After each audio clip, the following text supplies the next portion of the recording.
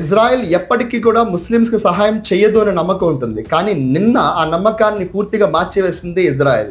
డెమాస్కస్లో ఒక air strike చేసింది. ఇది సిరియా పైకి కాదు, సిరియాలో క్రిస్టియన్ మైనారిటీస్కి మరియు డ్రూయజ్ ముస్లిం షియా మైనారిటీస్ మధ్య గొడవ జరిగింది. అయితే ఈ క్రమంలో ఈ ముస్లిం మైనారిటీని కాపాడడానికి ఇజ్రాయెల్ ముందడుగు వేస్తుంది. ఎందుకు అనేది మనం తెలుసుకుందాము. యాక్చువల్గా ఈ డ్రూయజ్ కమ్యూనిటీ వాళ్ళు షియా మతంలోనే మైనారిటీస్గా ఉంటూనే ముఖ్యంగా సిరియాలో ఉన్న గోలెన్ హైట్స్, అలాగే సియాబ్ గెలెలి, మౌంట్ హెర్మోన్ లాంటి ప్రాంతాల్లో నివసిస్తున్నారు.